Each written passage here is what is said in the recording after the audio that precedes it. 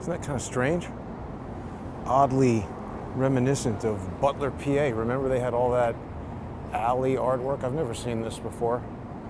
It's interesting to visit these little nooks and crannies of New York that we've never seen before. Gerada.art. Kind of over here, actually that's Pfizer right there. But I wanted to come over to the UN for, I don't know, no particular reason. It's just some, like, you know, interesting crosstown circuit. And I hope everyone's enjoying their Sunday. No Charles today. He joined me last night for a special Saturday night Sunday with Charles. Charles is very busy traveling now. I don't know how he keeps up that crazy schedule. He's traveling all over the damn place. Now, is this the Daily News? What do we have here? Yeah, this is the Daily News. A Vision is Born. See? Now, they've been doing some very good reporting on Eric Adams. They're picking up a lot of that stuff from the city.com. Is it .com? That website, The City. It's like independent journalism about stuff in New York. They're great, really, like old school gumshoe, digging in, finding things. I'm pretty sure those guys are finding things that then Damian Williams is putting into the indictment. But now, of course, Trump coming in, he's announced already, I forgot the guy's name, but they announced the new U.S. attorney for the Southern District of New York. Guy's going to take over for Damian Williams. Now, look, that doesn't mean every case that Damian Williams is doing goes away. And also, by the way, before Bill Clinton, no president ever did that. Fired all the U.S. attorneys. It wasn't like, you know, Richard Nixon U.S. attorneys versus whoever beat him. Well, he resigned, but you know what I mean. It wasn't like Ronald Reagan U.S. attorneys versus Jimmy Carter U.S. attorneys. You just had U.S. attorneys who were supposed to be impartial, but Bill Clinton fired all 93. 93. It's a weird number, right? Very, what's that dude's name? Aleister Crowley, the 93 Society. But anyway, Bill Clinton was the first president ever to fire all the U.S. attorneys. Now this is the Westgate. Has it been converted into a army? Oh yeah, I meant to remind everybody. I was just over at the Walcott Hotel on my walk over here, and I didn't want to start the show yet, but I did record a segment outside there. It's unbelievable. There's something crazy going on there. It's a few minutes long. I mean, I could play it for everybody if we want to. Yeah, let me play it.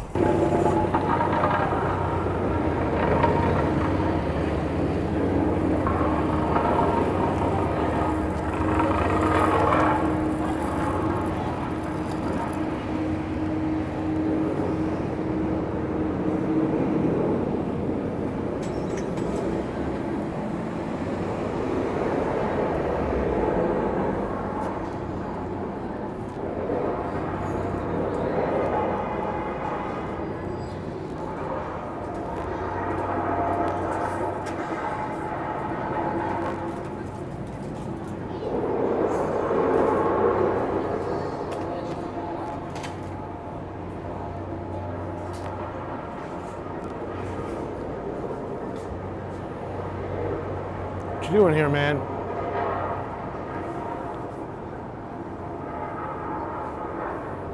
What are you doing?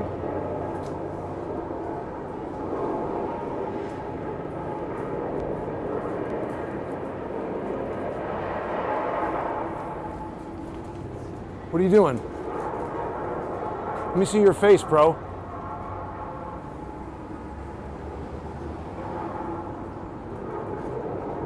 You here selling babies?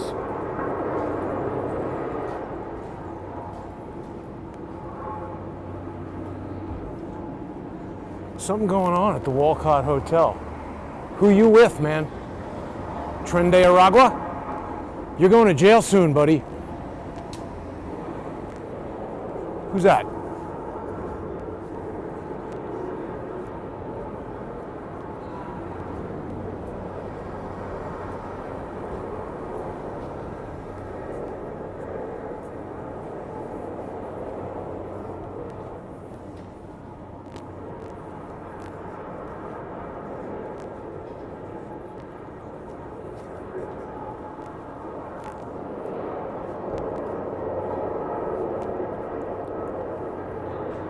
Where are you from? Where are you from?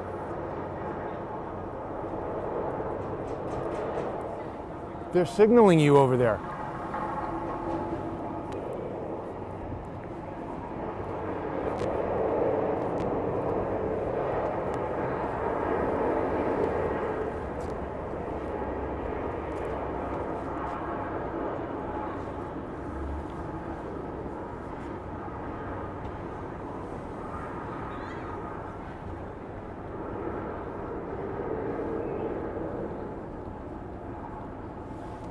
You know that guy across the street?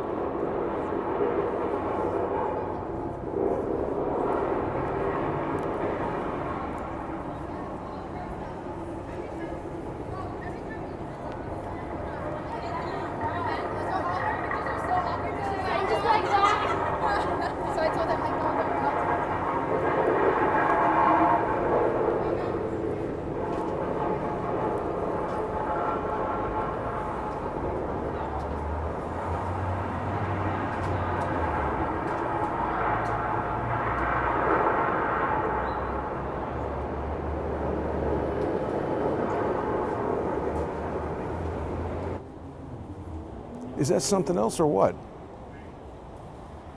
I don't know what's going on at that hotel, but you know, I was there the other day. We had the army again. Now we got Trende Araka. He was very anxious. He's going to go investigate the stereoscopic camera department. He was, you know, obviously any marking, he wants to know who I'm affiliated with. But what the hell is that? That guy had that same kind of hat with the, I don't know, people can look at the playback, maybe and make out some of the, whatever kind of emblems he had on there. But is that the same guy who had the baby the last time I was there? And what the hell are the cops doing? They obviously know something is going on there, right? How do they do nothing? You just have Trende Aragua and the army controlling that hotel? I don't even understand it. What are we looking at there?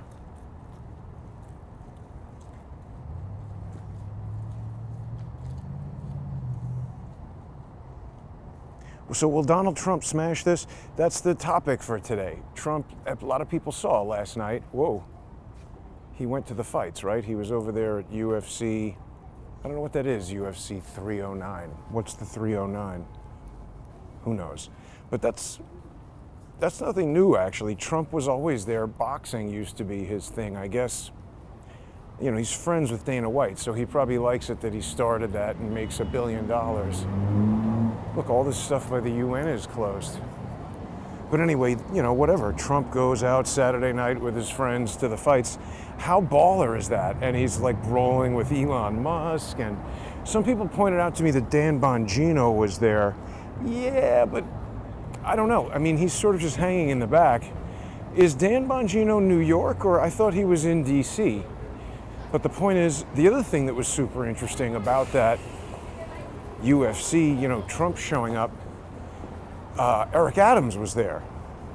Now, I have a feeling that Eric Adams would know if Trump is going to the fights, because don't they then, Secret Service is going to tell the cops and Madison Square Garden. I mean, you can't, when you're Trump, you can't just do whatever. You got to tell 1 million people. So Eric Adams, it's not like, oh, Mr. Trump, I didn't know you were going to be there. He obviously planned to bump into Trump.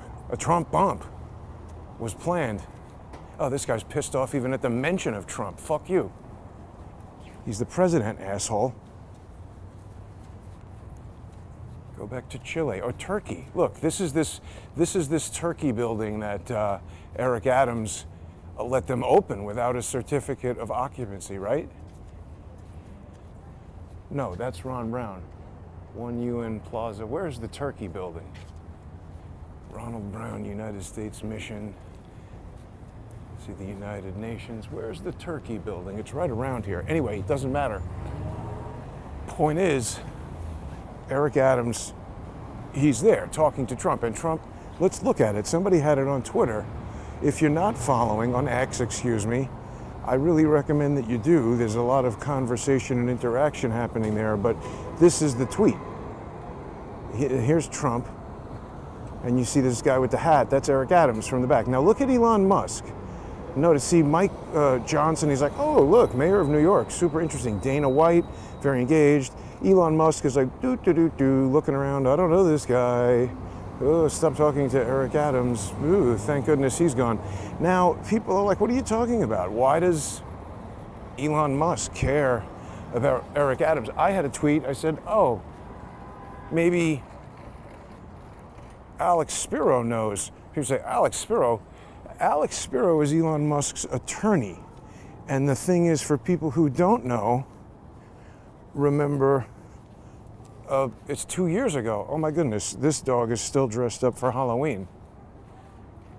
What is the dog dressed as? Dragon?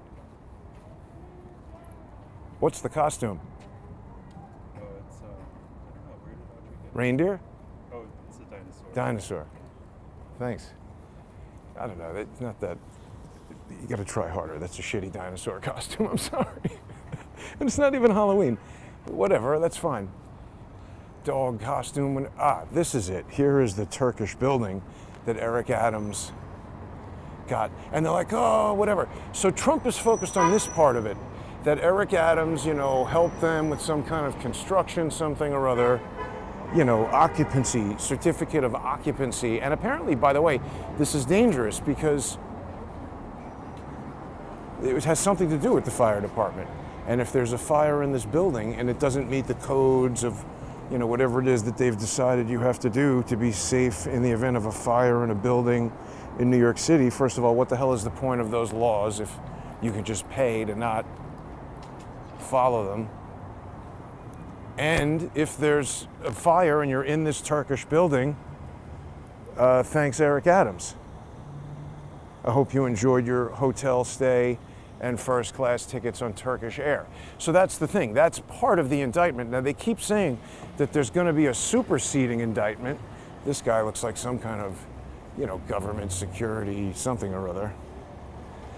All this stuff, black car, vehicle stuff, outside this turkey building. Who knows what they're doing? Getting ready for Thanksgiving in there with all the turkeys. But they're saying, oh, whatever. He got upgraded on the plane. That's not it. We spoke about this the other day in the Eric Adams, is Eric Adams' goose cooked this Thanksgiving? I don't know. He obviously appears to be angling to stuff himself in there with Trump and get some kind of a position with Trump. People were also pointing out, how can Robert Kennedy make America healthy again if he's chowing McDonald's with Trump? And it's funny, Robert Kennedy doesn't look too excited about the McDonald's. Everybody else does. Elon Musk, Donald Trump, and Trump Jr. look excited to have dinner. And Robert Kennedy Jr. looks like, the guy who's getting hazed into the fraternity. Mike Johnson looks like he's gonna get voted off the island. He's like, hey guys, can I hang out with you guys too? And everyone's like, yeah, whatever, Mike Johnson, sure. But so yeah, Dan Bongino was there. He's not in any of the pictures, Tulsi is there and RFK, and obviously Elon Musk and Trump are best buddies. I was thinking about that, and I guess a lot of people probably think that sort of bromance, it's too bro-tastic, according to, this was a stupid thing I thought for Megyn Kelly to say. I mean, this is a woman who's coming on the news looking like a stripper for the past 20 years, saying that Elon Musk and Donald Trump going to the UFC is too bro-tastic. Whatever, this is what they like to do. If you want men with tits, you should have voted for Kamala Harris. But these guys like going to the fights and eating McDonald's at 2 o'clock in the morning. It's a bit bro-tastic, I admit, but whatever. By the way, next McDonald's trip, bring Putin and you can probably stop the war. That's the issue. Who cares? And also, I don't think that it is, people are like, Robert Kennedy Jr., he's a hypocrite. I mean, I will admit, I would have probably advised, wouldn't the picture be funnier if Robert is eating a salad? And also probably RFK would have liked that more. But probably all they had was McDonald's. I wonder, does Trump own a McDonald's franchise and put it right there in the plane? and just have somebody cook him McDonald's when he gets there so it's hot and fresh. I just imagine the amount of time it would take you to get from McDonald's to that plane. Also, how do you know somebody's not poisoning the McDonald's? I don't know how that works. But maybe they're like, Robert, what do you want for dinner? We've got McDonald's and McDonald's. You can have chicken McNuggets. I don't know. But I mean, like, so it's one thing to you don't have to do every single thing to the utmost of health. You can have a piece of birthday cake. You can have a cheeseburger. The point is, just don't make junk food your everyday meal. Saturday night, if you're out with your friends having a few beers in McDonald's, I don't think you're going to die from that. But if every day lunch is McDonald's and Pizza Hut and Burger King and Wendy's and Chinese food, that's where you start getting super fat. But anyway, the point of the matter is you can sometimes do things that you don't want to do or maybe aren't even in your immediate best interest or comfort zone, just to be polite. Somebody invites you to dinner, you can't start insulting their food, and you're on the guy's jet. He just took you to the fight, taking you around, putting you in the inner circle. I mean, from a political standpoint, again, I don't think it was the smartest thing in the world, but it was funny. And then Don Jr. put out one saying, make America healthy again starts tomorrow. So it was funny, and also it just makes them relatable. Now, I'm pretty sure this is the place where somebody got shot. Some mafia guy. I don't know if they include that news, but people can look it up. And then also, I think you can maybe store your cigars here or something, or whiskey or something like that. Maybe I'm confusing it with another. That's Keen's I'm thinking of. You can have a pipe in there, and they remember. I don't know if that's even still around. But yeah, what I'm getting at with Elon Musk acting weird around Eric Adams, there seems to be some connection there because, remember, November 1st, 2022, I went to Twitter to tell Elon Musk that the FBI was all up in there. And, but this is before they did the Twitter files. I was there to tell him about Adam Sharp and Barack Obama and Valerie Caproni. By the way, still nobody has, mainstream or even alternate independent news with a large platform, really nobody but me, is talking about that Twitter coup. Mike Benz acted real weird about it. Schellenberger, Taibbi, they all acted weird. Taibbi, he did that event last December at the Montauk Club where Ezra Frisch showed up. Now I could tell Ezra Frisch was an idiot the second I saw him messing around FBI games and stupid street theater. And then now, every time I've seen him, it's been a crackhead Barney reunion or, all these stupid people. So what the hell is that? Here's this place that I've walked by a bunch of times before. Botswana. I like their logo there with the gears and the steers. And then what do they got? This is like one of those narwhal tusks that you can stab people in London.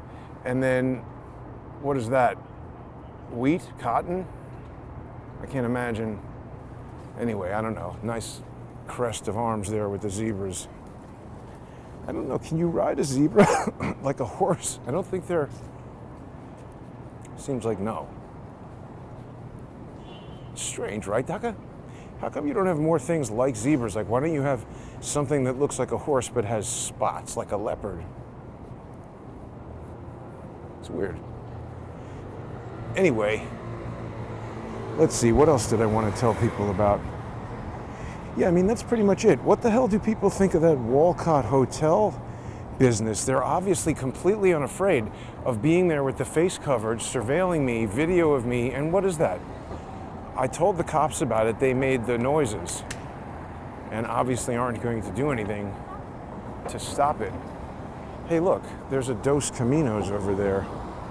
I think that's new. Dos Caminos is good, but I haven't been to a restaurant in an incredibly long amount of time. New York City is really just such a wreck right now. I can't begin to explain it. This is some kind of undercover. See, we've got all this undercover law enforcement going on. Why can't they just drive over there to the Walcott Hotel and get them to knock off whatever the hell it is they're doing there? Obviously, they got no issue with it. You know, they're trying to stop me. Oh yeah, I didn't really, so here we are. We got Midtown Comics. I didn't plan this, but it's another good thing about the walking around is that it just constantly reminds me of esoteric stuff. I came up with the idea for the image today because somebody had commented on X that Trump showed up and it was like the Avengers, you know? He had RFK and Tulsi Gabbard and Elon Musk and everybody. It's like, what a posse, right? And he rolls in there and Joe Rogan, everybody knows him. I mean, it's kind of amazing. And it's a hell of a contrast to Joe Biden, where people say, F Joe Biden and let's go Brandon and all that. People love Trump, so. Right, so the thing that's interesting that people maybe don't know is that I think the other day, or last week or something, they came out with a new trailer. There's a new Captain America movie coming.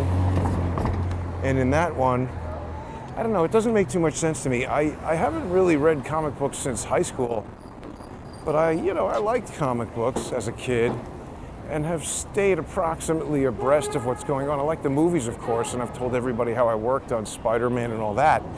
But I'm aware that in the lore of the Hulk, this army guy, Thaddeus, what's his name? Thunderbolt Ross, this army general who is in charge of trying to kill the Hulk, somehow gets contaminated and becomes a Hulk. But he's red. I'm not sure why. Maybe because he's even more pissed off than the regular Hulk. But now in this movie, this new Captain America movie, we have Harrison Ford is Thaddeus Ross. He plays he's president now in the movie and becomes the Hulk. And so they had this trailer came out with the Red Hulk, and everybody's going crazy about Red Hulk. And I didn't think about this until people said that the Trump arrival at UFC was like the Avengers, but they're probably going to use that Red Hulk president to somehow make fun of Trump. So I wanted to beat them to the punch, and I created the Orange Hulk. And he is, heading up our friends there with the America's Avengers. I got everybody in there. They got Matt Gaetz as Deadpool. I thought that was pretty good. Tulsi as the Black Widow. Elon Musk, of course, would be Iron Man. I wonder if he can make himself a robot suit and fly around. Probably could. Vivek Ramaswamy, the Hank Pym, Ant-Man. And, sorry, RFK, but that just left the Archer guy. And, of course, Orange Hulk. Ready to smash DC corruption. Let's see what's going on inside Grand Central Station. Huh, that door is closed. We're going this one. Now, they've been making a lot of changes. I think I read that there's some huge new restaurant that opened in here. I'm not going to be going to that right now. Kind of hot in here.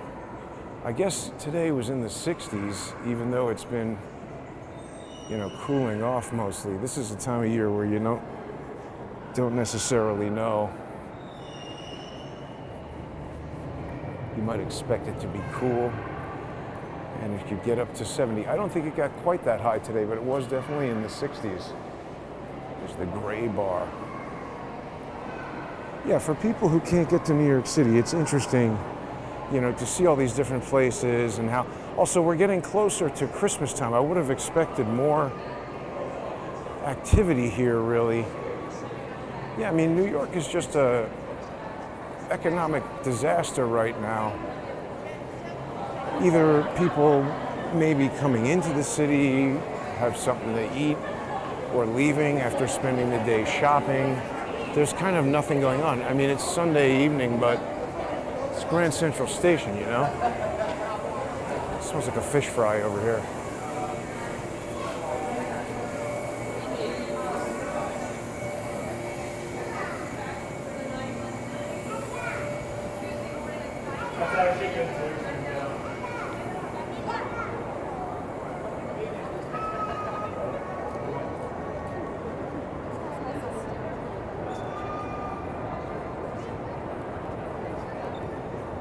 Is that the restaurant up there? That might be it. Used to be Michael Jordan's, but I forget what the restaurant is now. Some French thing. I think that's it. And then you got Apple over here. Selling phones and whatnot. Wow, that's quite an outfit. Santa's little helper or something. Yeah, I mean, this is normally a sea of people here, so this might look kind of busy, but not really. So, yeah, I mean, I don't know. Are they just allowing Tren de Aragua to take over? And why does the Army not care? It's like, depending on what day you go there, it's either the Army or Tren de Aragua. And a good thing we have a lot of cops standing around here at the card store, holiday gift store, and bar. That's pretty nice. Oh, maybe this is it. Grand Brasserie. Yeah, this is it. So that's a restaurant now. What do they got? Trout almondine, $33. Grilled Bronzino. Lobster frites, $72. Lobster omelet, $38. Lamb saddle, $42. Duck confit. Dover sole in manure. No, that's not what that is. But holy cow, 32-ounce steak. Who would eat that? But it's $139. $69 for a roasted chicken? It seems expensive.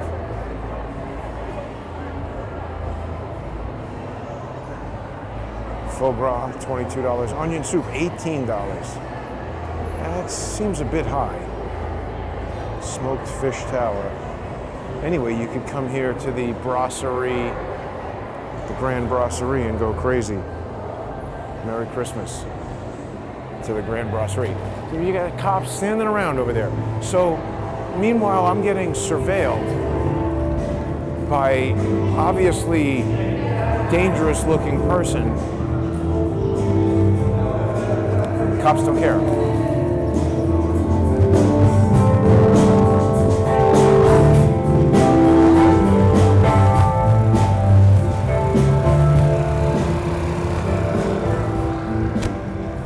They don't care.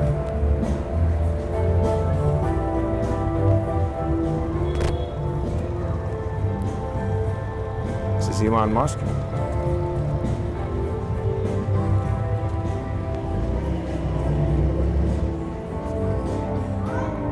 Instagram photo shoot right there. Yeah, so the sun's setting quite early now that we're, daylight wasting time or whatever they call it. That's good if you wake up early. But yeah, I mean, like 4:30 or something, the sun starts setting. Now we're getting close to winter time. It's going to be cold. Who knows what's going to happen? Why is the Army, they're acting just as shady as the Tren de Aragua? I seriously can't make any logical sense out of what is going on over there. The cops seem to know the Army is there every other day. When the Army is not there, shady looking cholo dudes with masks and cartoon hats. It's just bizarre. Can anybody make any sense of that? As I can't. Let's look at the library. Oh wait, I meant to look at the crazy other hotel, but I've had enough of shady criminals for one day. We'll leave that for another walk.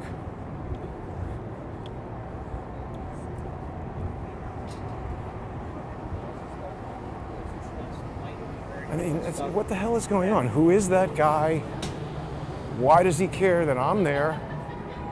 Why do the police and the Army allow them to be there? You seem to be paying for that. Here's the Dillon Hotel. That looks like just a regular hotel.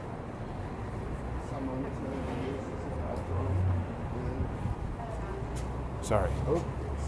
He's just kind of like walking right into me there. That old guy, what the hell was he doing? Shogun Omakase. Yeah, I don't know how any of these places are staying open. There's nobody around except for criminals. And I see a lot of new restaurants opening.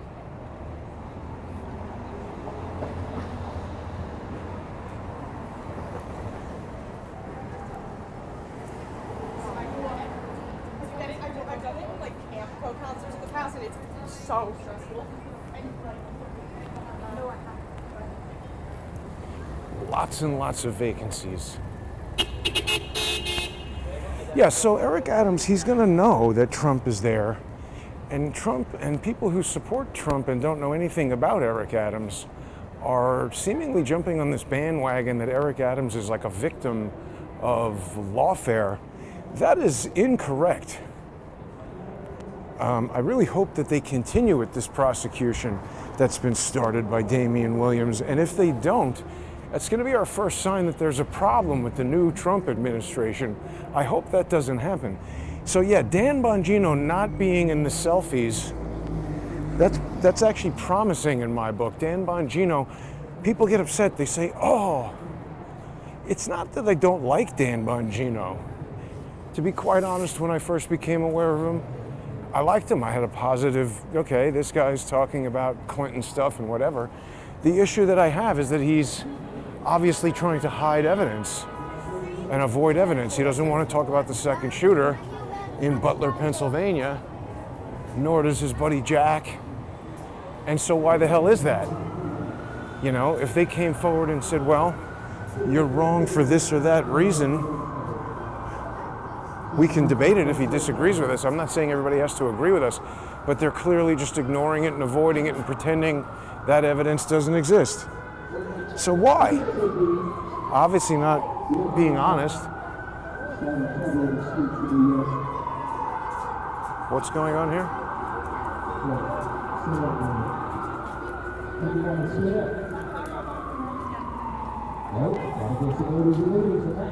Is this guy? Yes, here she is. She's coming down the steps. The prettiest lady with the glasses. I think it's just a guy performing with a speaker because he seems like he's playing Eye of the Tiger.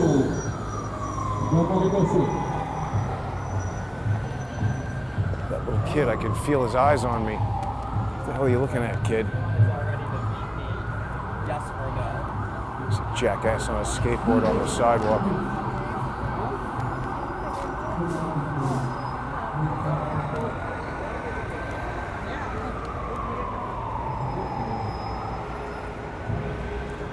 Yeah, so obviously, Walcott Hotel, something screwy going on there. Pretty dangerous. Why won't they stop it?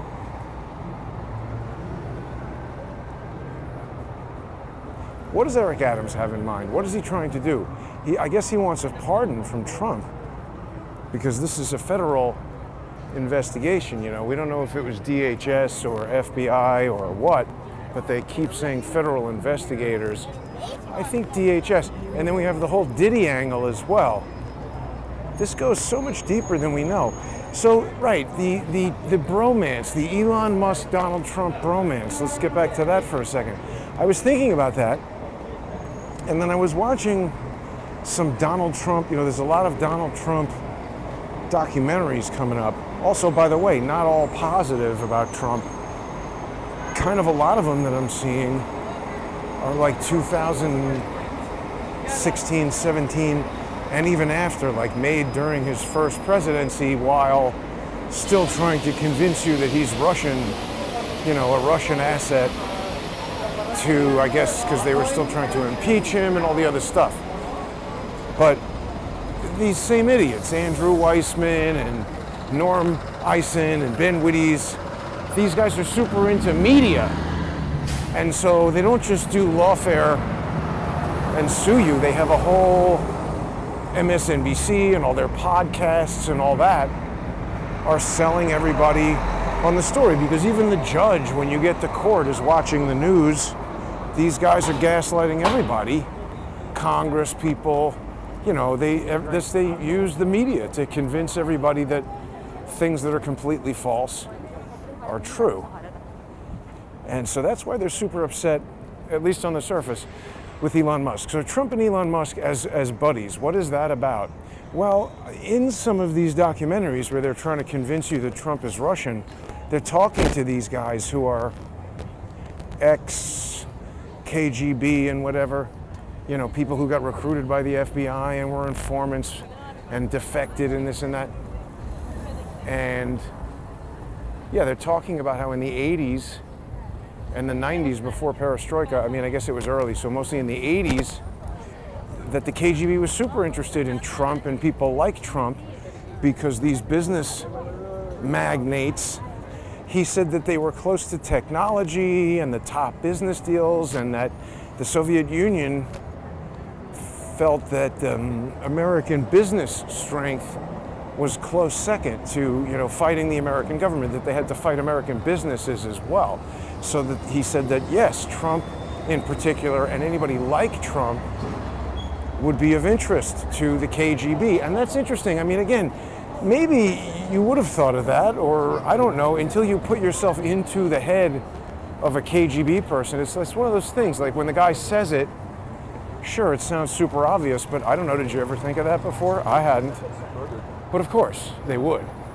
And so if you're Trump, I mean, with Trump, I've been saying, I don't think you can like buy a casino or Adnan Khashoggi's yacht or an airline and not have the FAA and the FBI and, you know, you're going to talk to some federal people. As a matter of fact, I think as soon as you become a billionaire, you know, or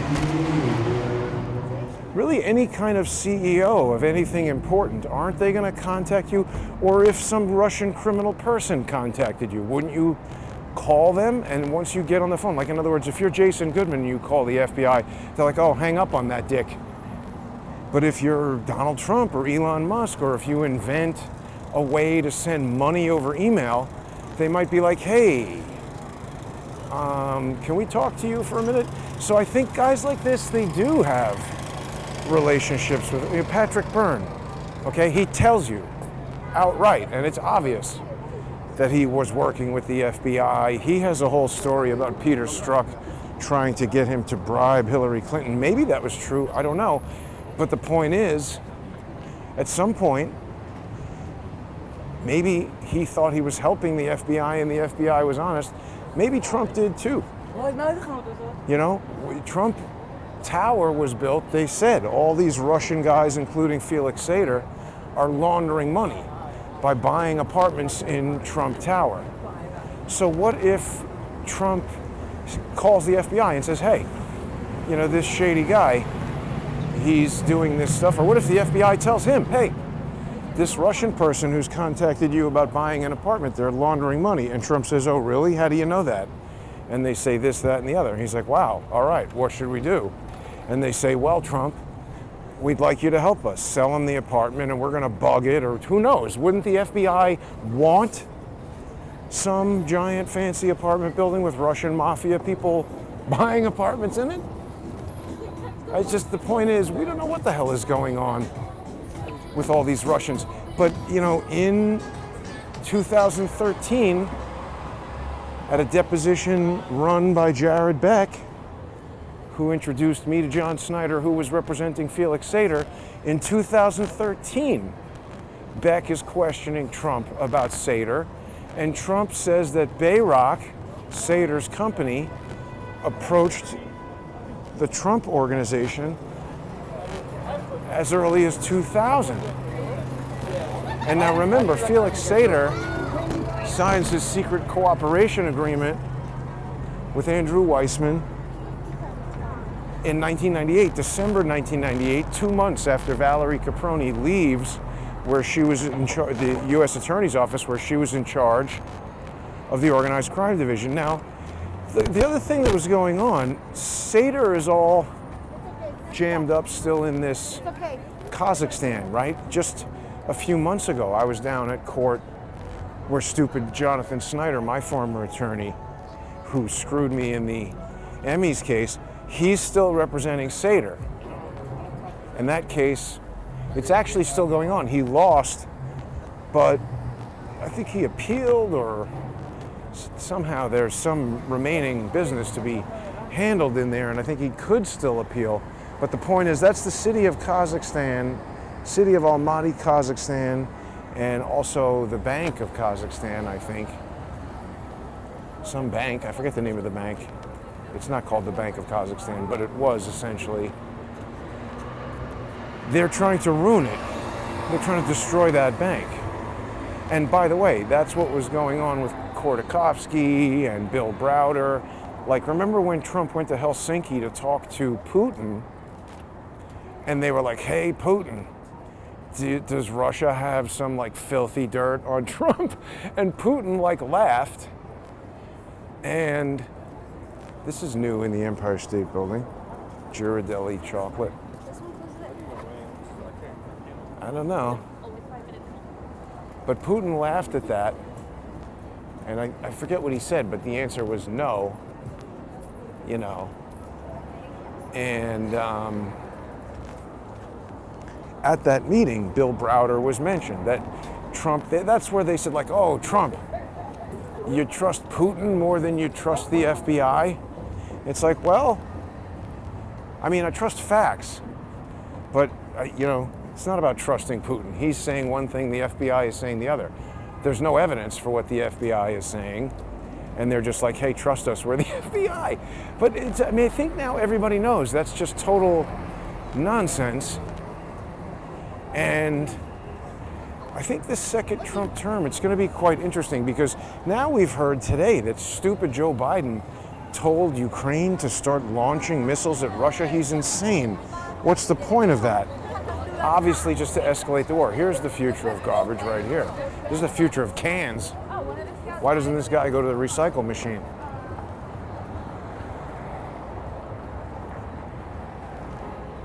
So look at this, Santa's Dream World. Like, see, this is normally premium retail, and they're just renting it to whatever, because these are all empty. There's a junk store. I don't think that's been there for too long. That's Macy's right over there. Wow.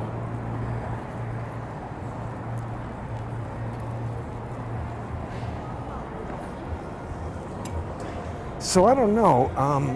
If Dan Bongino becomes the Secret Service head, that would be terrible. I think there was a guy with Trump who I think was the Secret Service agent who's in the fist pump picture. I don't know his name. I think Trump mentioned him, that he's like his personal head Secret Service bodyguard or whatever. Maybe make that guy the head of the Secret Service. I don't know anything about him, but you know, he's not Dan Bongino. Here's someone selfish riding a bicycle on the sidewalk. Stupid idiot. Comes here from wherever. Oh, I'll just ride around. See, now this is empty.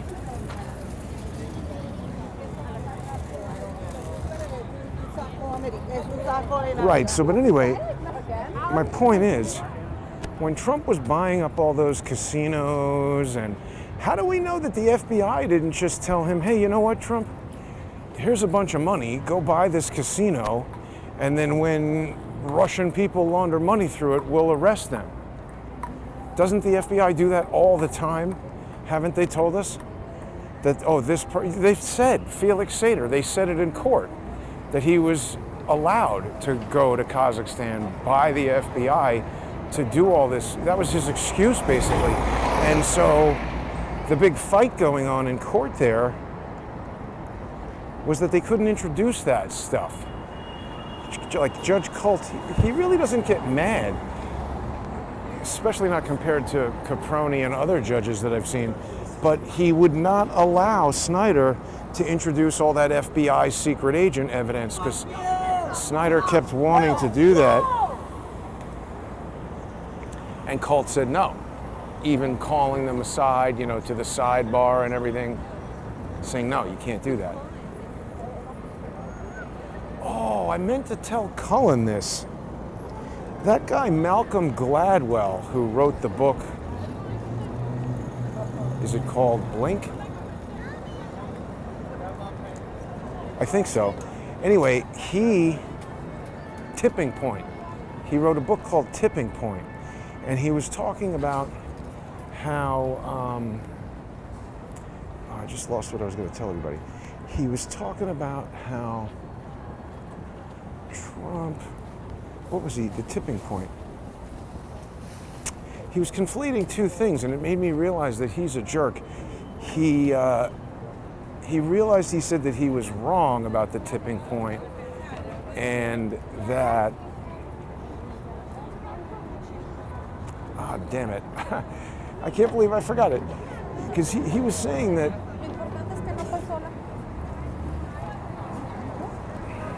I have to go watch the video again. He was contradicting himself. He changed. He like arrives at this conclusion, and the conclusion makes no sense. I can't believe I don't remember it, but I have to watch that again. Malcolm Gladwell did a TED Talk about Tipping Point, and I remember thinking, oh, this guy is also.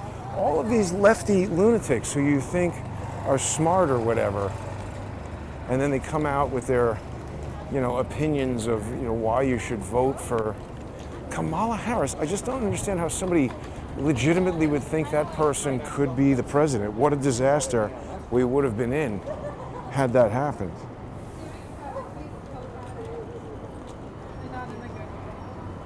So we got a little bit of sunset action happening. I feel like I left everybody hanging with this. What was that Malcolm Gladwell tipping point? I was wrong.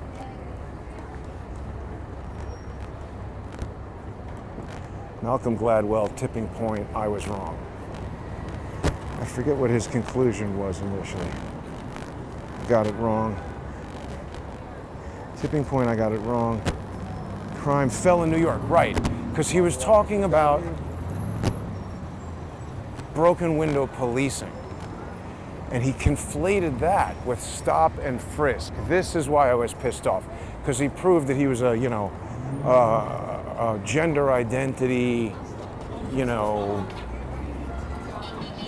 anti-racism lunatic. So he's saying that in New York, he originally determined that crime went down because the broken windows policing strategy was something that he knew the name of the criminologist who had first suggested it, and it was adopted by the NYPD, Bernard Kerik and Rudy Giuliani. And the broken windows policing was the concept of enforcing laws for seemingly small crimes. Like if they were cracking down on people riding bicycles on the sidewalk, maybe there would be fewer assaults. Maybe you would arrest guys who also have guns as they ride bikes on the sidewalk. They're gangbanging and they're out doing other things that they shouldn't be doing. And the idea is if you enforce these small offenses that are maybe seen as, oh, that's just a quality of life offense, it's not murder or armed robbery, that when you stop these small crimes, you catch bigger criminals. And when you ignore the small crimes, bigger crimes are allowed to happen because it also creates a sense that, hey, the cops aren't doing anything. So it's actually really dangerous. But he conflated it with stop and frisk, which was different.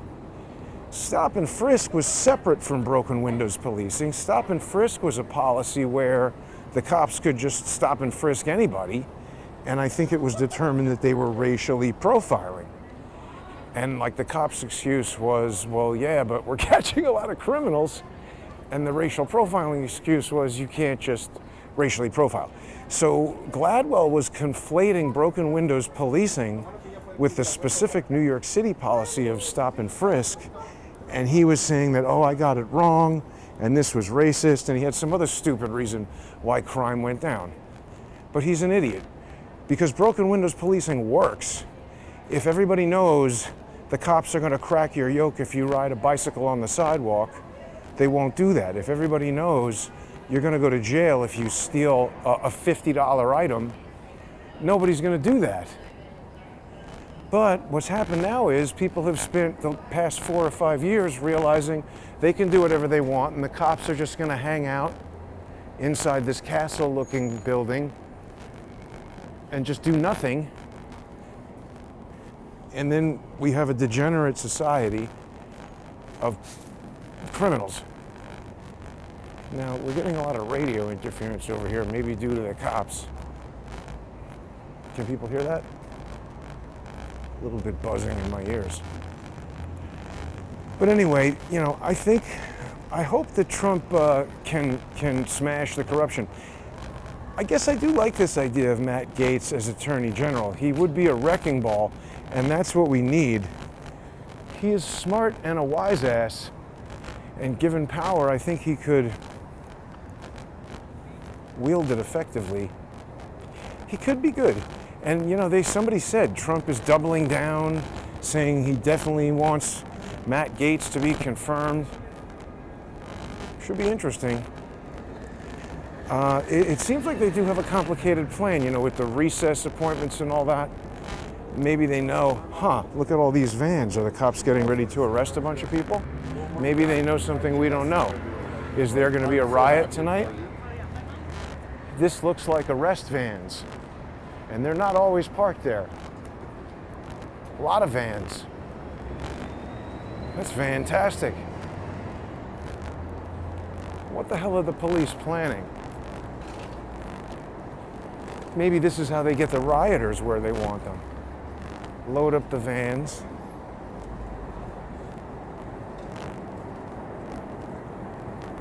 And then there you go.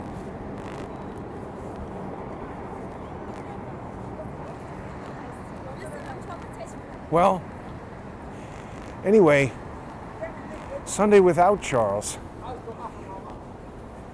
The Trump Avengers hopefully will stamp out corruption, and I think we got a good opportunity. They're talking about approaches and doing things that people haven't done before. The Department of Government Efficiency, etc. Potbelly out of business. I never ate there. But please become a sponsor. Visit odyssey.com/@crowdsourcethetruth. That's the most economical way to sponsor the show. For as little as $3 a month, you're going to get access to sponsor-exclusive content. There's a 58-cent Odyssey fee, but Odyssey deserves your sponsorship as well. It's an independent technology platform, decentralized, censorship-resistant. It's really great, and it's become the largest library of crowdsource the truth content anywhere on the internet. This guy is absolutely ready to run me over, honking like a jerk. Now, somebody was screaming over here, it sounded like. You can also sponsor on crowdsourcethetruth.substack.com and subscribestar.com and patreon.com/crowdsourcethetruth. That's just standard out-of-town idiots acting the fool, as they do.